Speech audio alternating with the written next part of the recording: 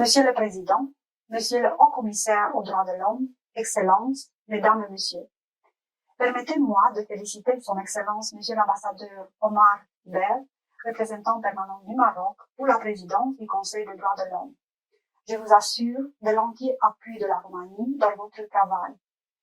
Je m'adresse au Conseil avec un double objectif. Tout d'abord, renforcer le message de soutien pour le Haut-Commissaire, un remarquable défenseur des droits de l'homme, et pour son équipe. Je vous témoigne, Monsieur Turk, notre soutien pour le travail et l'importance du bureau.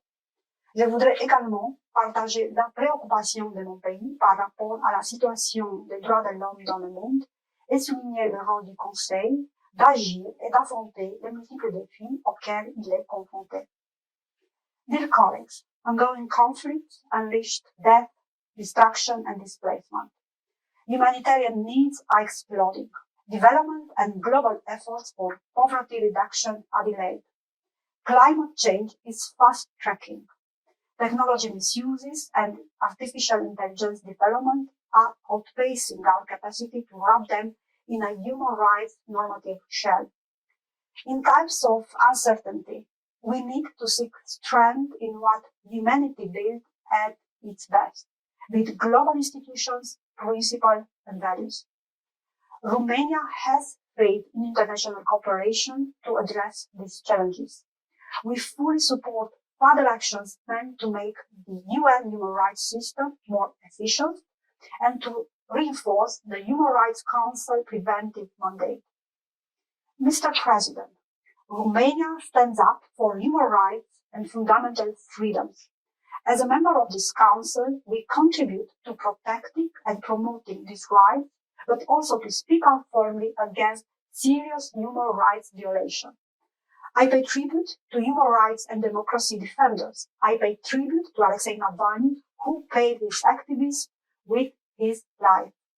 We condemn in the strongest terms Russia's unprovoked and unjustified military aggression against Ukraine and Russia's continued violation of international human rights law and international humanitarian law in Ukraine. We fully support the mandate of an independent international commission of inquiry on Ukraine.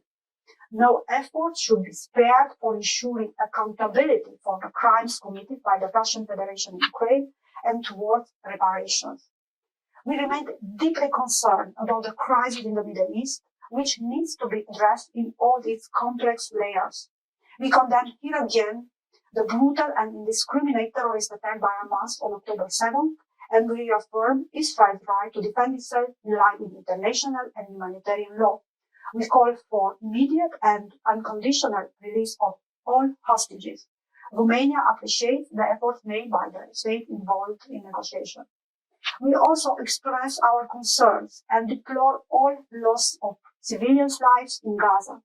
Civilians must be protected under international humanitarian law. Humanitarian aid must reach everyone in need. We reiterate the need for coordinated efforts by the international community to de-escalate tension in the region, to ensure the respect of human rights and the protection of all civilians at all times, to create a viable political horizon that will lead to the implementation of two-state solution. More broadly, around the world, there are alarming calls to stop blatant violation of human rights under many forms and rooted in different causes, be it in Sudan or South Sudan, Afghanistan or Belarus, just to name a few of such situations. There is a sense of urgency that remains unanswered. We stress once again the importance of upholding human rights in conflict situations, the need to protect civilians with a special focus on vulnerable categories such as women and children. Mr. President, we cannot afford yet another new law for global democracy. 2024 is the biggest election year in history. The will of the people, foreseen in Universal Declaration of Human Rights, will be heard as never before. To mark this historic year and to celebrate the will of our peoples, Romania will propose during this session a joint statement promoting a message of unity and respect for our democratic societies.